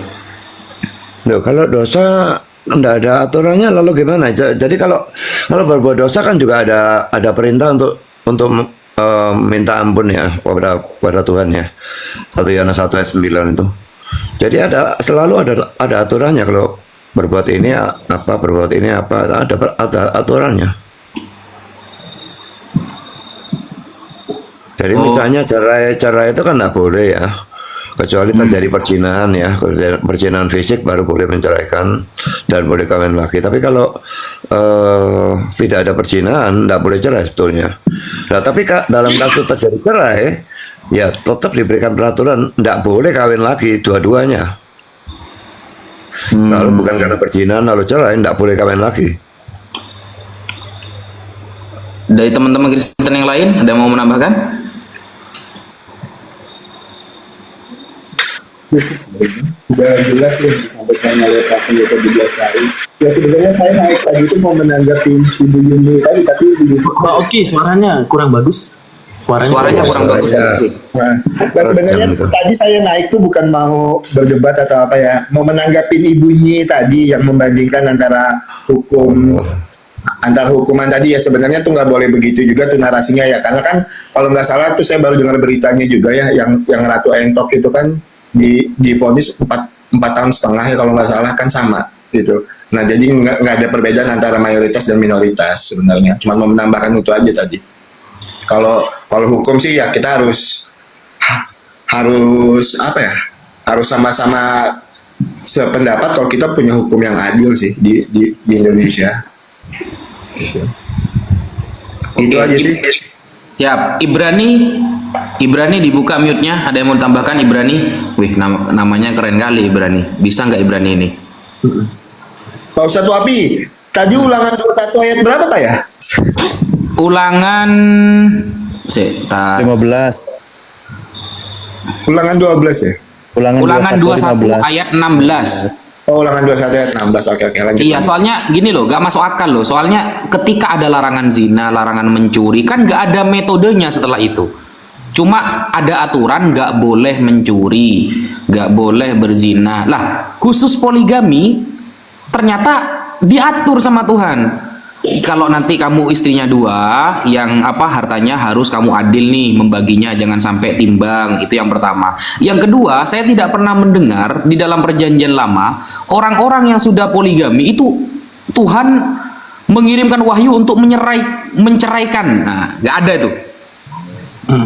Misal Abraham lah. Abraham ini kan orang keren juga kan, Islam dan Kristen sepakat lah Abraham ini orang keren lah gitu ya, orang mulia. Ketika melakukan itu, gak ada satupun teguran tentang poligami itu, gitu loh. Saya tadi kan sudah katakan, karena itu dosa membudaya, maka agak ditoleransi oleh Tuhan. Tapi tidak berarti tidak ada teguran, itu tidak ada ajaran. Nah, semua yang poligami itu bisa dapat masalah. Iya, sebenarnya kalau Pak Ustadz Wapi tadi bilang tidak ada teguran dalam Kejadian 16 ayat 5 sampai 6. Terus Kejadian 21 ayat 8 sampai 14 kan jelas sekali di situ Abraham melakukan kesalahan dengan mengambil Hagar sebagai istri kedua. Gitu. Coba izin bertanya. Ini kan akhirnya jadi masalah kan, si Sarai minta Hagar. Ya betul. Kalau dibilang gitu. tidak ada teguran dalam Kejadian 16 ayat 5 sampai 6, terus Kejadian 21 ayat 8 sampai 14 kan itu teguran itu ketika ada statement yang cukup Silakan Pak. Ya, ada statement yang cukup menggelitik bahwa mengatakan itulah kenapa poligami makanya menimbulkan masalah atau ada masalah atau banyak masalah.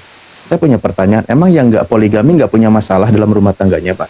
Pasti banyak masalah. Iya, tapi masalahnya itu berbeda. Jadi masalahnya itu kalau artinya tetap ada masalah kan?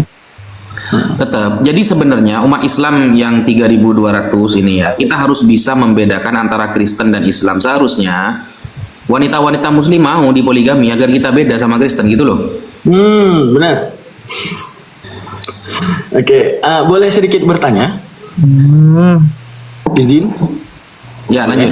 Ada mana? Tadi ada statement dari Pak Budi. Pertama ada karya penebusan dosa. Setelah itu, andaikan kita Pak Budi melakukan kesalahan seperti berpoligami. Setelah kita melakukan berpoligami itu, tadi ada ke siapapun yang percaya maka dimaafkan, kan gitu ya, Pak Budi ya? Nah Tuhan itu Maha Pengampun, Pak Budi. Iya. Nah sekarang berarti kan nggak ada kekangan karena Tuhan pasti memastikan. Ingat kata-katanya, karena Tuhan pasti memastikan. Dengan alasan apa? Pertama, karya penebusan dosa. Yang kedua, Tuhan pasti mengampuni siapapun yang percaya. Berarti tidak ada kekangan untuk manusia. Saya andaikan menjadi jemaatnya Pak Budi, saya akan berkesimpulan, nggak apa-apa nih gue berzina. Orang gue percaya Yesus, suatu saat gue tobat pasti diampuni. Karena dua landasan, satu landasan penebusan, satu landasan yang namanya apa namanya tuh Tuhan pasti mengampuni. Sedangkan kalau kita meninjau di dalam Islam, Pak Budi, Islam ini dikekang sama seperti dikekangnya manusia dengan aturan. Contoh gini, andaikan kau menebus apa namanya itu mendobrak lampu merah, engkau akan ditilang. Maka terkekangnya manusia untuk tidak melakukan hal tersebut. Sekarang andaikan saya jadi jemaat Kristen, dampak yang terjadi kepada saya yaitu misalnya saya akan rentan berani bercerai. Karena apa? Saya yakin Tuhan saya akan mengampuni dan pasti mengampuni. Oke, yang kedua, saya pasti akan berzina. Saya yakin karena Tuhan saya pasti akan mengampuni oleh dua hal. Pertama, karya penebusan. Ya, sudah jelas bagi saya lah. Nah, oke, itu kira-kira menanggapinya gimana Pak Budi? Menunjukkan apa? Ini ya, orang yang sungguh-sungguh percaya, dia kan diberikan Roh Kudus kan ya, kalau dalam Kristen ya. Dan Roh Kudus itu menguduskan dia. Kalau dia bisa memikirkan, berzina enggak apa-apa toh diampuni. Itu pertama-tama pasti imannya itu harus diragukan apakah dia sungguh-sungguh percaya atau enggak. Karena kalau dia punya Roh Kudus, dia enggak bisa akan berpikir seperti itu sebetulnya. Dan kedua, kalaupun dia memang betul-betul Kristen, maka dia tetap bisa dihajar habis-habisan. Dihajar habis-habisan, disiksa Pak? Apa gimana? Dihajar itu bisa dengan segala macam. Tuhan tahu apa yang paling menyakitkan bagi orang itu kan. Misalnya orangnya memang cinta uang, uangnya dihabisin semua. Atau orangnya tuh pengen sehat, dikasih penyakit tak karu-karuan. Jadi Tuhan punya cara mengajar ya bermacam-macam. Karena template-nya Pak Budi, contoh gini ya, di dalam Islam. Andaikan seorang wanita kena penyakit yang namanya tuba falopi. Apa itu tuba falopi? Tumbuhnya daging di tempat kelahiran yang membuat si lelaki itu tidak bisa mewataknya ataupun berintim dengannya. Maka di dalam Islam itu boleh menceraikannya. Karena apa? Kepuasan nafsu daripada laki itu tidak bisa ditunaikan kepada wanita tersebut. Sekarang andaikan terlanjur di dalam Kristen menikah dengan wanita yang mempunyai penyakit seperti demikian, di mana hasrat daripada seorang lelaki yang berlandaskan ketidakjujuran daripada wanita tersebut sebelum pernikahan, yang membuat lelaki tersebut tidak bisa memuaskan hasrat nafsunya setelah menikah. Lalu apa yang harus dia pilih? Menikah lagi, bercerai, ataupun berpoligami, ataupun berdiri di dalam Kristus dan menjaga dirinya untuk tidak menikah lagi. Itu kira-kira gimana Pak Budi? Nah, kalau aku tetap tidak boleh bercerai karena satu-satunya alasan untuk cerai itu sah adalah kalau terjadi perzinahan fisik, dan ini bukan kalau cuma gosip itu tidak bisa ya. Jadi harus betul-betul ada bukti atau saksi, dan kalau itu memang meyakinkan bahwa pasangannya itu berzina secara fisik, maka diizinkan untuk menceraikan pasangannya dan diizinkan kawin lagi. Yang jadi masalah Pak Budi, andaikan saya jemaat Pak Budi, tadi kan ada pernyataan siapapun yang percaya, maka Tuhan akan mengampunkan. Sekarang posisi saya tadi dengan saya mendapati seorang istri yang ternyata kena penyakit tuba falopi, yang saya berusaha intim tapi saya tidak bisa. Di mana saya punya keterbutuhan untuk berintim dengan seorang wanita. Akan tetapi karena sakitnya dia tadi membuat saya harus terpaksa untuk berzina. Ketika saya berzina, saya yakin dengan pendapat pendeta saya, Pak Pendeta Budi Asali, bahwa dengan modal saya percaya kepada Kristus, saya akan diampuni. Kira-kira nasib saya nanti di persidangan Tuhan bagaimana? Saya berzina pun ataupun saya berpoligami pun bukan karena saya mau, tapi saya karena makhluk manusia yang butuh akan intim tersebut. Menunjukkan apa? Apa solusi buat saya? Pokoknya dalam kasus kamu orang percaya sungguh-sungguh, kamu tetap diampuni dan kamu tetap masuk surga. Oke, ada tambahan dari teman Kristen yang lain? Saya ini dikit ya, minta izin Pak Pendeta Bujasali ya menanggapi Bang Almantiki ya. Betul Tuhan Yesus itu menebus kita sebagai orang berdosa, betul. Tetapi tidak ada ayat perintah Tuhan Yesus menyuruh kita melakukan dosa. Nah, jadi akan menjadi kesesatan dari cara berpikir kita. Kalau kita berpikir, loh dosa kita sudah diampuni, saya bebas hidup semaunya, saya bisa berbuat zina. Loh Tuhan Yesus tidak pernah mengajarkan kita untuk melakukan dosa. Tuhan Yesus betul menebus kita sebagai orang berdosa. Tetapi Tuhan Yesus tidak mengajarkan kita untuk berbuat dosa, itu yang pertama. Dan yang kedua, Roma 10 ayat 9-10, jika dengan mulutmu kamu mengaku bahwa Yesus adalah Tuhan dan Allah telah membangkitkan dia dari antara orang mati, maka kamu akan diselamatkan. Tapi tidak berhenti di situ. Lihat di dalam Yakobus, iman tanpa perbuatan mati. Ketika kita beriman, maka kita harus hidup seturut dan sekehendak dengan firman Tuhan. Masa kita beriman kepada Tuhan Yesus, kita hidup di luar perintah Tuhan Yesus, terus kita harus berzina, melakukan hal-hal yang tidak tertulis di dalam Alkitab. Itu yang pertama. Dan yang kedua, kalau masalah penyakit tadi, makanya sebelum menikah itu kan ada namanya ikrar janji.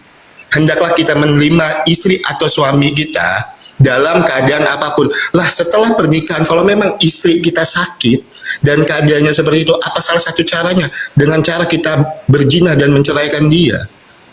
Itu makanya sebelum menikah itu, kebetulan saya 28 Oktober kemarin baru menikah dan saya mengucapkan janji ini. Saya akan menerima istri saya dalam keadaan apapun. Dan istri saya menerima saya dalam keadaan apapun. Itu mungkin itu yang saya mau tambahkan sedikit ya. Siapa yang mau bicara? Dikit aja. Karena gini, Mas Daman kena pelanggaran. Turun dulu, saya naikin lagi. Ada yang laporin ini Mas Daman, melegalkan poligami di Komal ini. Oke, izin.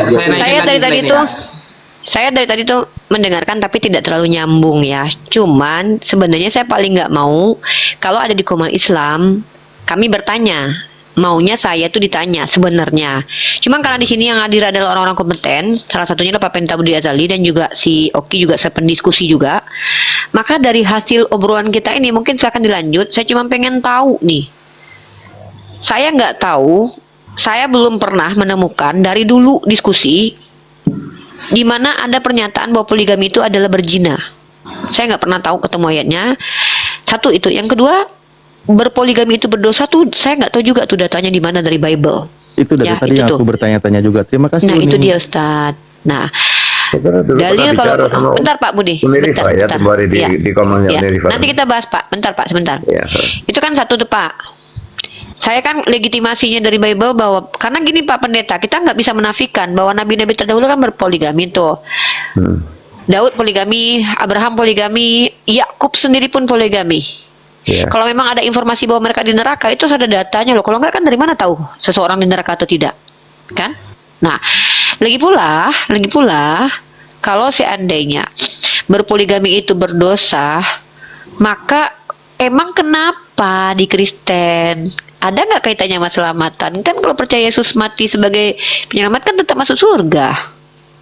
Gitu loh. Emang kenapa? Kalau seandainya Pak si Oki nih, bahwa dosanya boleh disengaja. ya, bentar, saya tahu Pak Pendeta kan Calvinis nih.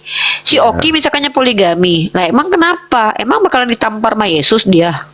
Kan enggak. Itu dia, Umi. Aku Nah, juga nggak tahu. bentar, dua. Silakan Iya, lanjut. bentar dua. Ini dua nih. Sekarang kita bicara Oki tadi bilang nih, saya kan nggak, saya juga baru Uni, saya kemarin gini. Oki itu kesaksian pribadi itu kita nggak bisa buktikan di sini karena Uni nggak tinggal serumah sama Oki. Uni nggak tahu juga perasaan istri Oki atau segala macam dan Uni nggak tahu kita hidup Oki ke depan bagaimana. Ingat ya, orang Kristen juga tidak ada yang tidak bercerai, banyak kok yang bercerai. Dan pernah ada Jimmy Swaggart sama ada 3 televangelis yang bahkan ketika diskusi sama Syekh Ahmed Dedat dia tuh bilang kami hanya diizinkan 1 istri, maka oleh karena itu kami cari yang terbaik. Tahu-tahu dia ketangkoi di rumah perempuan sundal, 3-tiganya loh televangelis ini loh. Itu sampai viral banget. Artinya kita jangan bawa di sini ranah saya gini nggak, kita lagi nggak bahas perilaku, kita bahas ajaran. Jadi Oki tadi kan bawa tuh kalau saya kan gini, jangan. Itu tuh nggak relevan. Maksud Oki tadi gini nih, maaf ya nih. Tuh dipotong. Maksud Oki tadi semua orang Kristen akan sama melakukan itu, bukan Oki berkesaksian pribadi karena kemarin tidak, cuman menjawab pertanyaan itu seperti apa, misalnya ke depannya istrinya sakit loh. Di pertama pernikahan itu kan ada ikrar janji. bukan Oki kesaksian pribadi Oki enggak, tapi Oh, semua oke, orang oke, paham. yang menikah akan mengucapkan itu. Hendaklah seorang suami menerima istrinya dalam keadaan apapun, dan hendaklah seorang istri menerima suaminya dalam keadaan apapun. Nah, itu bukan kesaksian ya, pribadi. Uni sepakat itu. Sama, di Islam juga ada perjanjian, tapi masalahnya apa solusi kalau manusia yang berjanji ini ingkar? Kan itu, kan kita sekarang ini bicara tentang hukum nih. Kalau kita bicara bab poligami, ini masuk ke ranah hukum. Kalau di Islam itu jelas, poligami itu tidak dianjurkan, tapi menjadi solusi. Yang dianjurkan nikah satu, tapi solusinya poligami. Kalau apa? Kalau ada kalau. Dan kalau seandainya ada umat Islam yang poligami, itu boleh, tidak berdosa. Artinya kepoligamiannya tidak menjadi asbab dia masuk neraka. Yang menjadi asbab dia berdosa di hadapan Allah ketika dia zolim. Nah, maka saya tanya sekali lagi, sama seperti Ustadz Alif. Pertama, poligami di Kristen itu dikatakan dosa, dasarnya apa? Dikatakan zina, dasarnya apa? Yang kedua, emang apa? Apa masalah kalau orang Kristen poligami untuk keselamatannya? Karena ternyata kata Pak Budi tadi, Yesus ampuni semua dosa. Lu apa masalah kalau gitu? Kan gitu ya. Silakan. Allah menciptakan satu Adam dan satu Hawa, kan? Bukan beberapa Hawa. Lalu dalam Kejadian 2 ayat berapa itu? 24 atau berapa itu dikatakan keduanya menjadi satu daging. Tidak pernah dikatakan ketiganya menjadi satu daging atau keempatnya menjadi satu daging dan sebagainya. Jadi itu secara implisit sudah menolak poligami.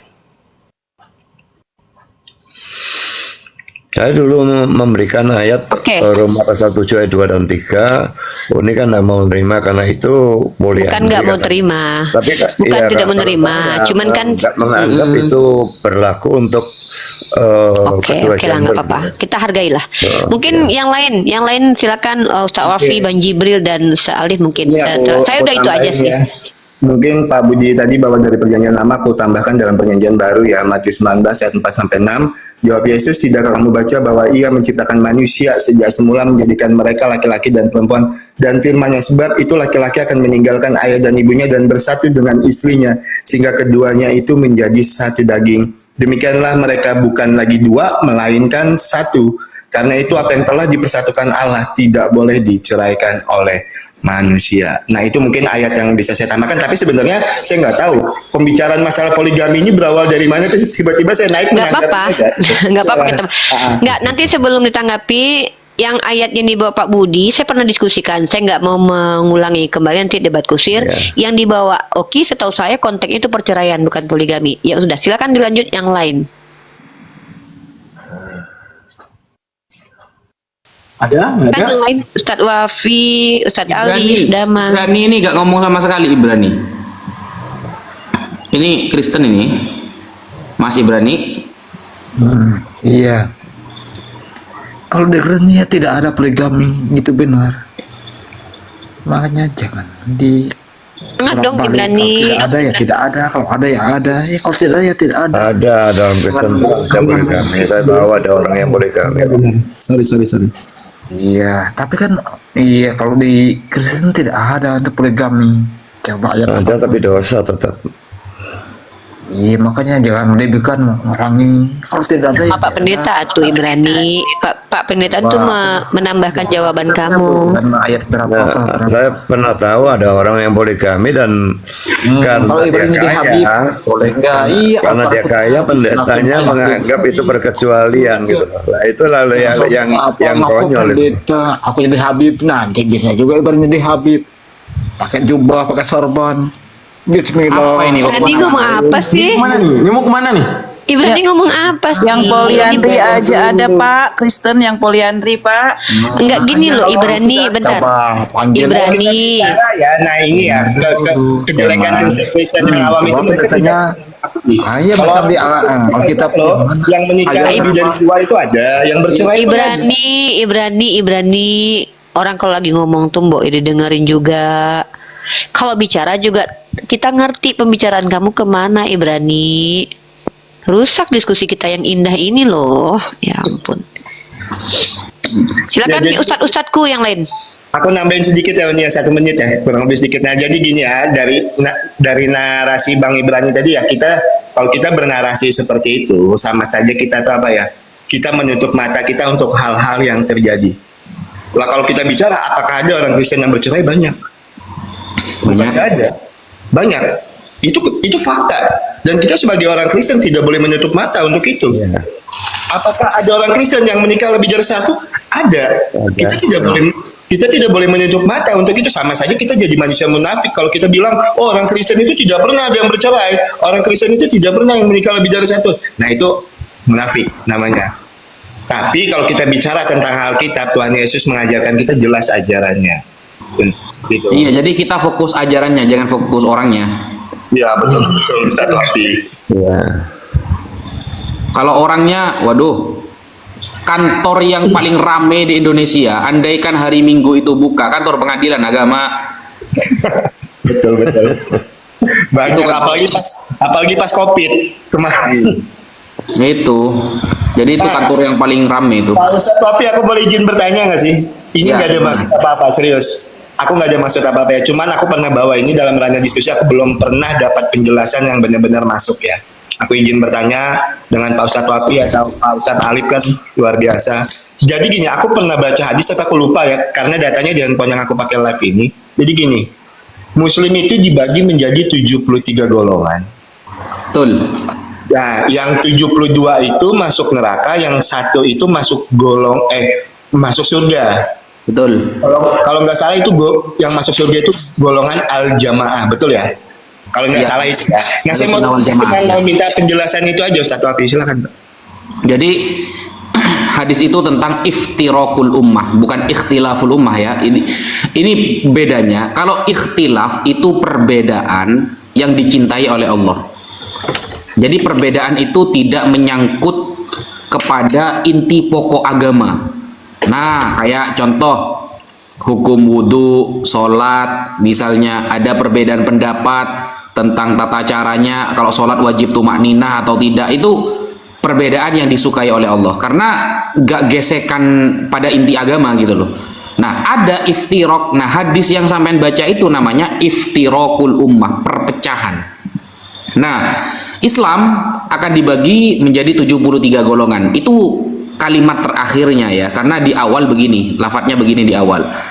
Iftaraqatil yahud ala ihda wa sab'ina millah. Yahudi akan berpecah belah menjadi 71, wan nasara sintaini wa sab'ina millah, dan Nasrani akan berpecah belah menjadi 72 golongan, dan Islam yang paling banyak 73 golongan.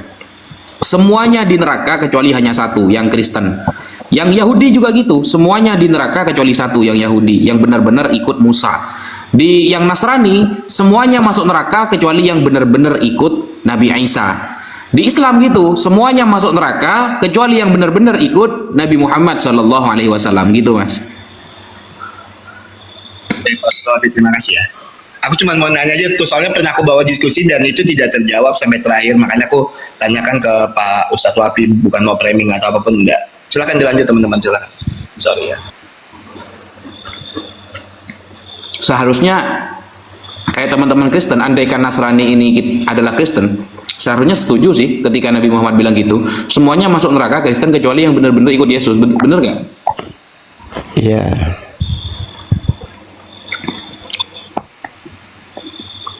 Setuju gak Pak Hoki? Ya, apa tadi Pak Ustadz? sorry.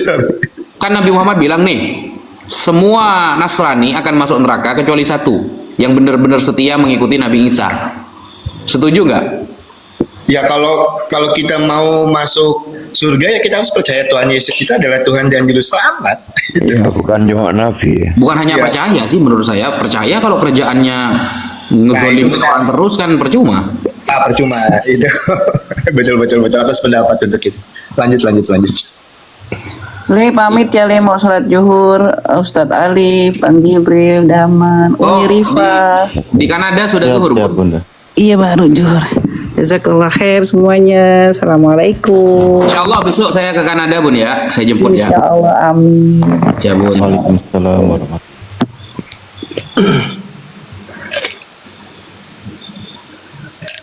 Ya, monggo Ustadz Alif, ada tambahan atau Bang Jibril? Dibuka diskusi aja kalau enggak pembahasan atau apa yang mau dibahas sambil santai mungkin bawaannya nggak masalah.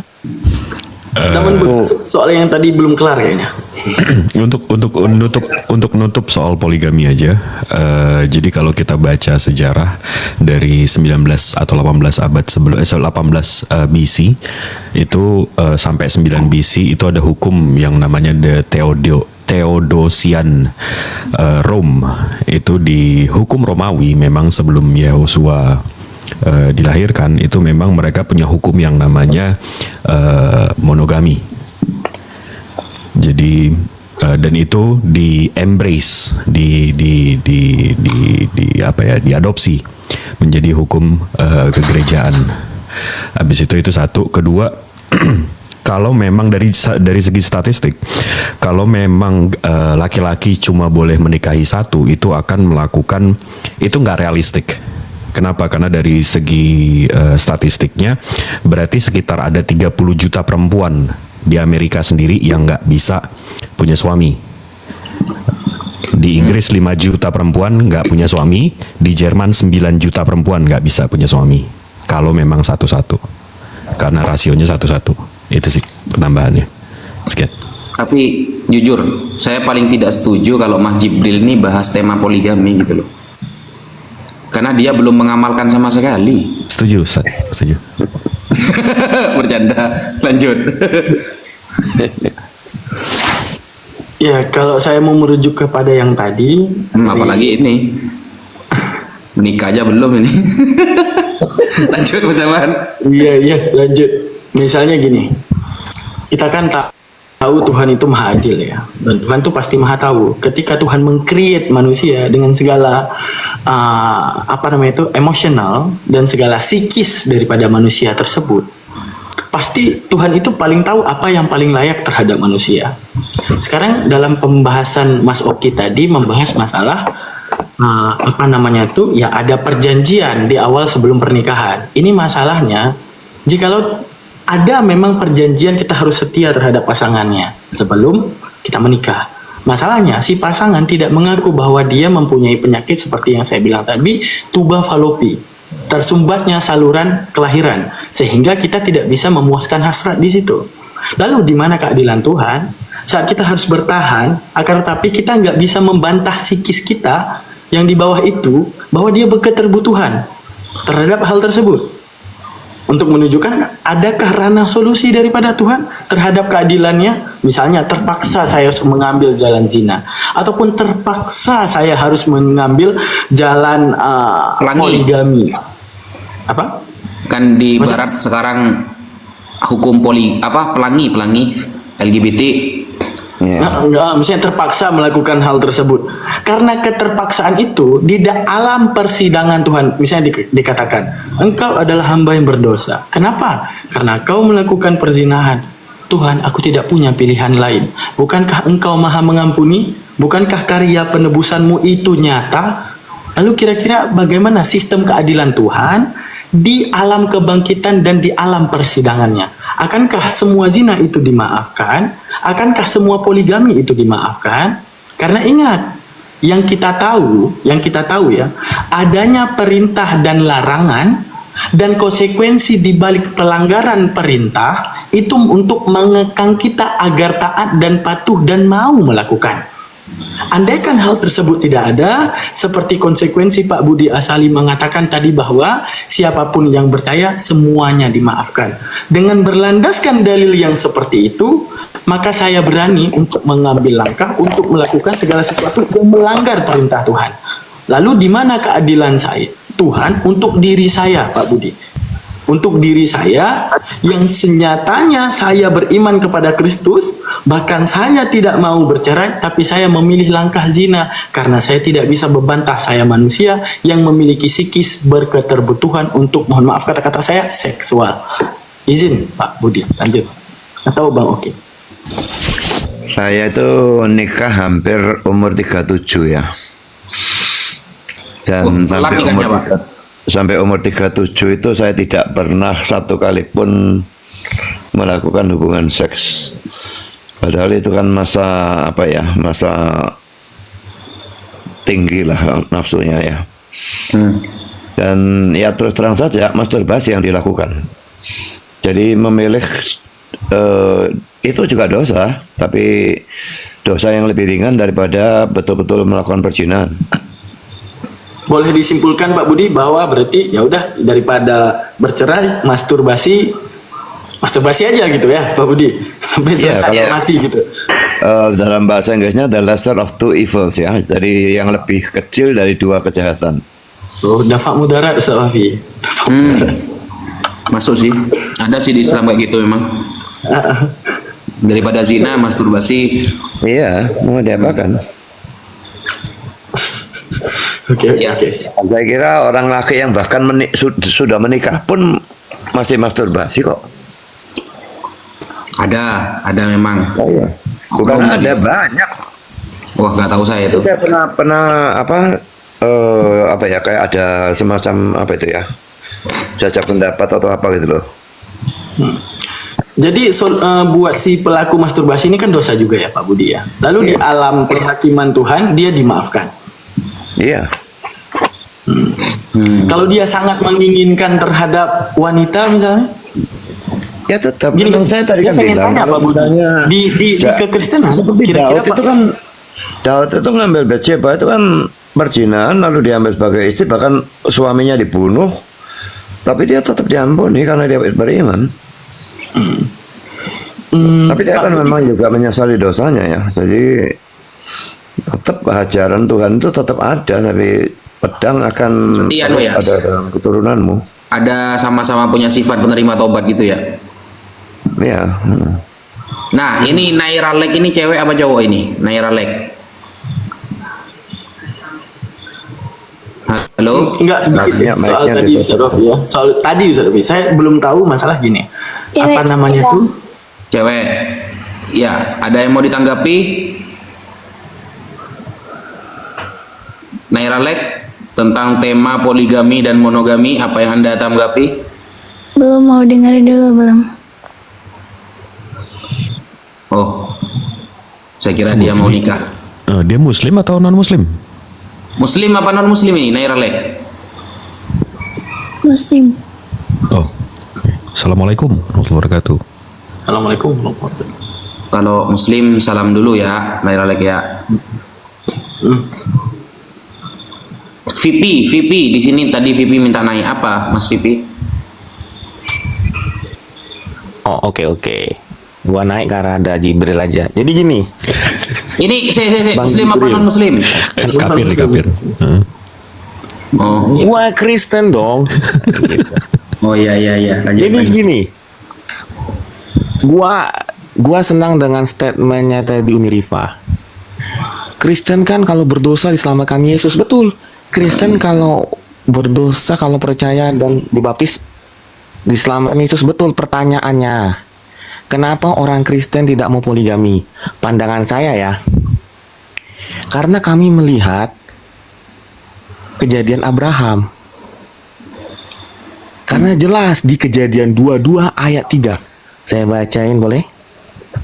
Ya, dibaca keren. Firman-Nya, ambillah anakmu yang tunggal itu yang engkau kasih, yakni Ishak. Jadi pandangan saya, kenapa orang Kristen nggak mau poligami, walaupun dosanya diampuni, karena mereka melihat kejadian Abraham. Naik lagi. Iben ya? Iya, Uni Rifa sama Mahdaman ada yang ngelaporin tuh. Lanjut Mas Vivi, lanjut. Ngapain sih kita enggak ada yang hujat-hujatan kok. Nggak tahu, ada yang ngelaporin. Iya.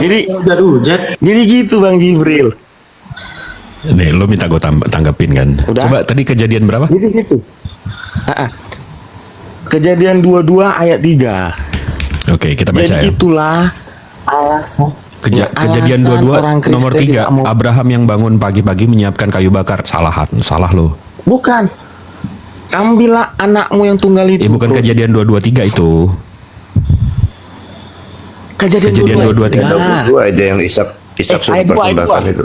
Ayat 2, ayat 2. Sorry. Sorry. Kejadian Ya, tunggu 22, ayat sebentar. 2. Ambillah anakmu ini sebenarnya gue bermasalah dengan ayat ini. Ambillah anakmu yang tunggal itu yang engkau kasih, yakni Ishak. Anak pertamanya siapa, Vivi? Nah itu dia pertanyaanku, anak tunggal. Bukan tunggu sebentar. Dalam tunggu sebentar. Alkitab itu kan anak Ismail tunggal. itu kan bukan anak perjanjian gitu loh. Jadi tidak dianggap gitu lah. Jadi yang dianggap ya Ishak saja karena itu anak perjanjian. Jadi anak pertamanya siapa, Pak? Isa istri. Anak pertama memang pertama. Ismail. Anak pertamanya Ismail. Iya.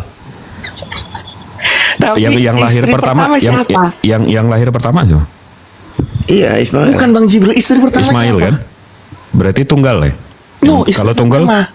oh berarti tunggalnya ada 2. Loh, enggak. No. Yang Ismail tuh enggak diakui sebagai anak karena memang itu bukan anak perjanjian. Kan yang dijanjikan anak itu dari Sarai, dari Ishak itu yang dijanjikan. Oke, berarti Ismail itu bukan anak dia? Anak dia, tapi Allah enggak mengakui sebagai, Tuhan enggak mengakui sebagai anak gitu loh. Loh, jahat kali. Kenapa itu, Pak? Itu anak perjanjiannya itu Ishak, bukan Ya, enggak kan, Ismail. bukan berarti Tuhan nggak mengakui dia sebagai anak kan, Pak? Kayak narasinya kayak jahat kali gitu Tidak Tuhan itu. diakui sebagai anak dari anak perjanjian dari Abraham gitu loh.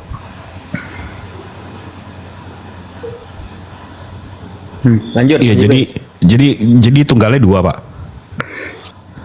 Enggak. Jadi udah gue lanjutin dulu Bang Jibril. Kan akhirnya diusir juga kan. Kalau dalam Alkitab ya, nggak tahu kalau dalam Al-Quran saya nggak ngerti. Kalau dalam Alkitab kan Sarai suruh mereka usir dan Tuhan menyuruh Abraham untuk menuruti omongannya Sarai. Ya berarti bukan perintah Tuhan. Enggak, tapi balik lagi Pak. Berarti menurut Bapak dia sama Hagar itu nggak menikah? Menikah. Ya, berarti sah dong Pak? Iya, tapi berarti anak tunggalnya Ismail dong? maka Tuhan kan tetap dosa juga itu kan. Maksudnya? Kan itu perintah dari istrinya. Oh jadi zina Abrahamnya? Iya. Oh Abrahamnya zina Pak? Poligami itu perzinahan memangnya. Astagfirullahaladzim. Oke. Berarti yang jadi Hagar ini sama Abraham zina, anaknya nggak diakui. Habis itu anak tunggalnya cuma Ishak. Iya. Oke, lanjut Vivi. Ya udah ya, jadi itu alasan saya, pandangan saya kenapa orang Kristen tidak mau poligami, karena kami melihat kisah Alkitab bahwa Tuhan hanya mengakui anak dari istri pertama. Makasih Bang Jibril.